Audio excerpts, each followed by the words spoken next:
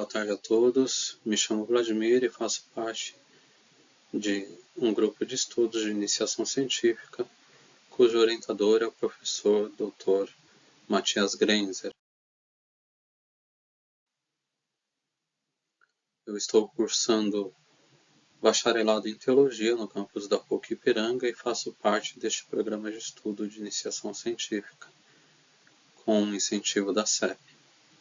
Sob a orientação do professor Dr. Matthias Grenzer, um grupo de 5 estudantes se reuniu para a realização do estudo sobre o Salmo 104, cujo tema, A Terra Cheia das Propriedades do Senhor, uma leitura verde do Salmo 104.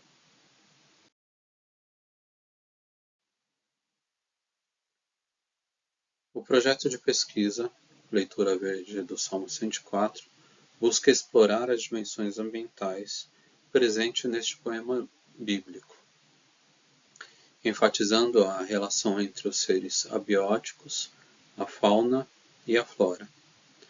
O estudo propõe que esses elementos formem uma voz da terra, que transmite a palavra de Deus e deve ser ouvida e respeitada pela humanidade.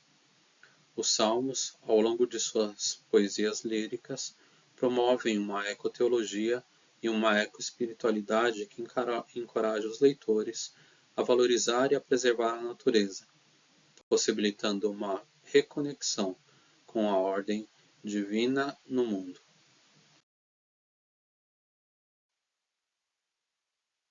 Objetivos: ao investigar o Salmo 104, fazendo parte de um grupo de 5 investigadores, conduzidos e orientados pelo orientador do projeto de pesquisa, Leitura Verde do Salmo 104, coube a mim estudar o espaço geográfico da Terra, isso é, da terra firme e dos recursos hidrográficos nela presentes. Dessa forma, juntando os resultados deste corte temático aos resultados das pesquisas realizadas pelos outros membros da equipe, ficaria claro o quanto o Salmo 104, poeticamente, investe num olhar pormenorizado para o ambiente com todos os seres humanos e não humanos que dele fazem parte. Metodologia: os poemas contidos no livro do Salmo, originalmente, isto é, no decorrer do primeiro milênio a.C., foram compostos em hebraico. Portanto, todo estudo mais exato de um salmo investiga o texto na língua em que foi escrito. Seguem-se os estudos literários, poéticos, do texto que precisa ser classificado como poesia lírica.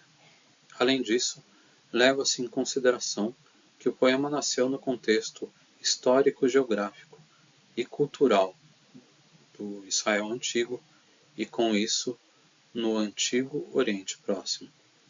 Assim, evitam-se anacronismos no momento da compreensão dos diversos elementos pertencentes ao poema milenário. Em seguida, por se tratar de um texto que se propõe a falar sobre Deus, os estudos teológicos procuram descrever as dimensões religiosas pertencentes ao poema em questão. Relação às atividades desenvolvidas. A sistemática adotada.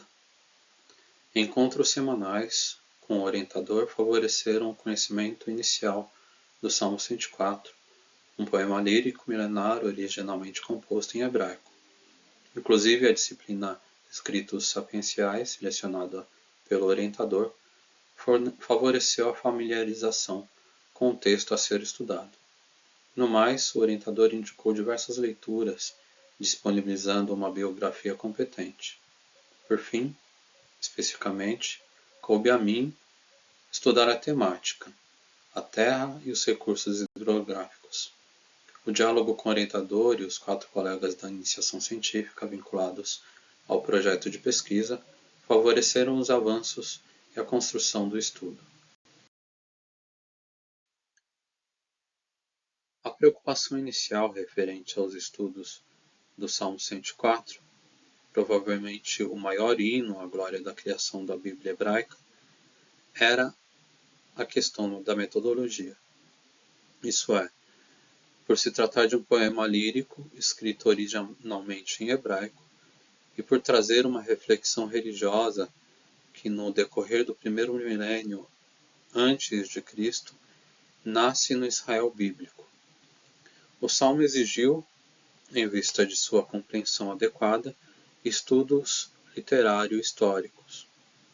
No caso, a pesquisa dedicou-se, antes de tudo, ao reconhecimento das linhas e ou dos versos, assim como das subunidades e ou das estrofes que formam o poema lírico em questão.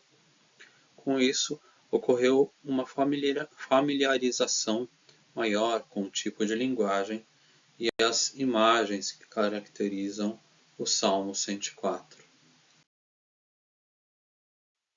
Enfim, chegou-se até o presente momento a seguinte ideia em relação à estrutura literária do Salmo 104. Alma bendizente, os versículos 1a a 1b, Rei celeste, 1c a versículo 4, fundação da terra, dos versículos 5 a 9, fornecimento de água, dos versículos 10 a 18, decurso do tempo, dos versículos 19 a 23, sabedoria do Senhor, versículo 24, mar, versículos 25 e 26, alimento, versículos 27 e 28, sopro de vida, dos versículos 29 e 30, alegria do Senhor, do versículo 31 a 35b, e o convite ao louvor, no versículo 35c e d.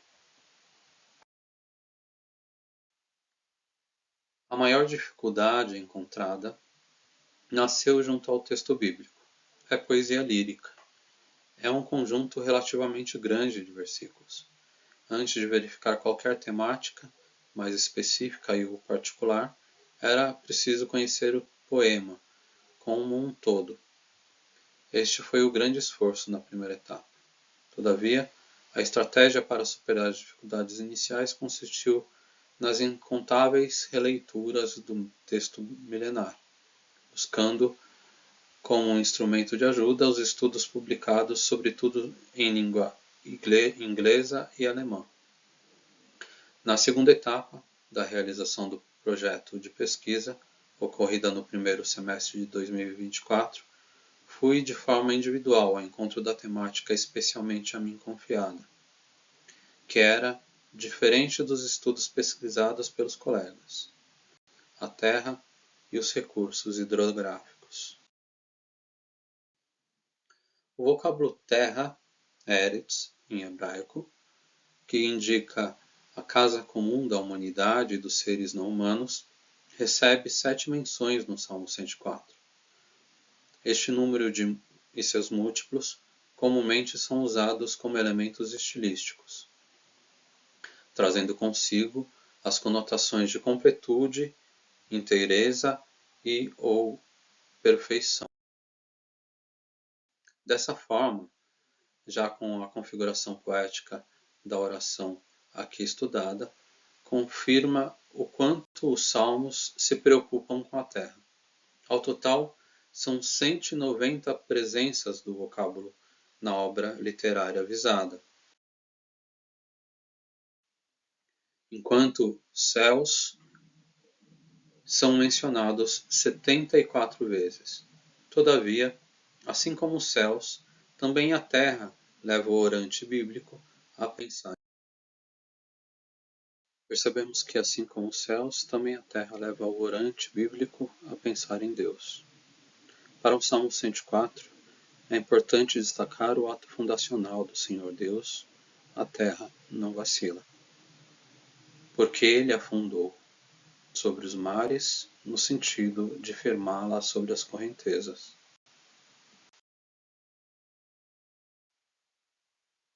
No entanto, em vez de imaginar as águas debaixo do astro habitado pela humanidade e pelos seres não humanos, de forma abrangente, o Salmo 104 se põe a contemplar as águas sobre a terra. Assim, inicialmente ao pensar nas origens desse planeta, o poema concebe a ideia de volumosas águas terem se detido, inclusive acima dos montes, isto é, um oceano primevo ter coberto a terra inteira como uma veste. Não obstante, surgem diversos espaços maiores.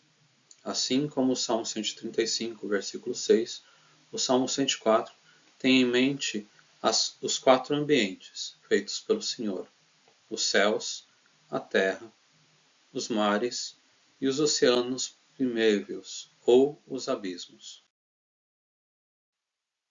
Em seguida, o Salmo 104 acolhe a disponibilidade dos recursos hidrográficos para os seres vivos da terra. Em vista disso, encanta-se com os mananciais nas torrentes, que correm entre os montes. Embora a palavra água neste momento não apareça diretamente no poema, ela é subentendida. É ela que permite beber e matar a sede.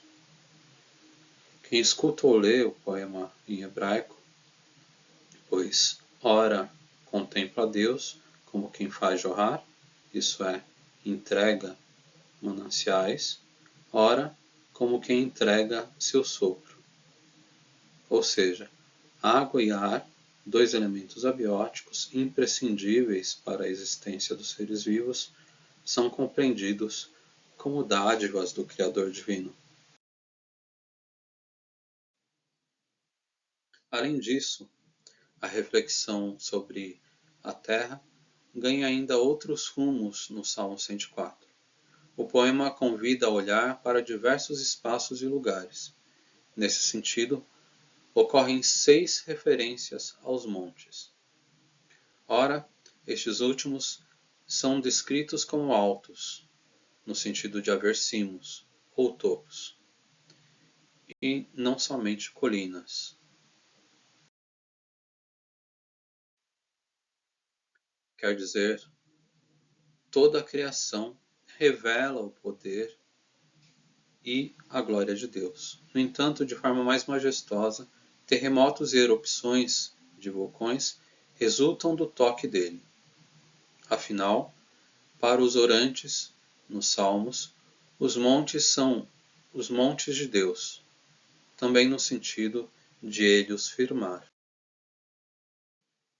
Formando um contraste com relação aos montes, o Salmo 104 também olha para os vales, a terra a ser possuída pelo povo de Deus, isso é, uma terra de montes e vales, ou seja, terra boa, terra de torrentes de água, de fontes e lençóis subterrâneos que jorram nos vales e nas montanhas.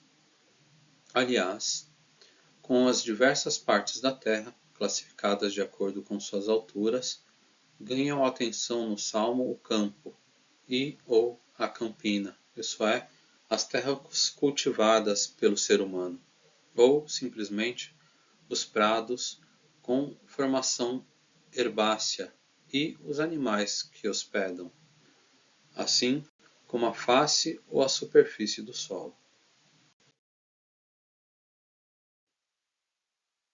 Considerações finais. O Salmo 104, poema milenar, que nasceu na cultura do Israel bíblico, no primeiro milênio antes de Cristo, compreende o mundo formado por céu, terra e mar, como um complexo sistema ecológico. De acordo com esses espaços geográficos, diversos biomas se encontram na Terra. A todos os fenômenos e seres cabe um valor próprio e inerente. Não se investe na ideia de o ser humano ser superior aos seres não humanos. No entanto, somente convivências respeitosas e harmoniosas são capazes de garantir a sobrevivência de todos os seres. Concluo aqui minha exposição, agradeço a atenção de todos e me coloco à disposição para perguntas e discussões. Seguem aí as referências bibliográficas dessa apresentação, meu contato e o contato do meu orientador. Agradeço mais uma vez a atenção de todos. Boa tarde.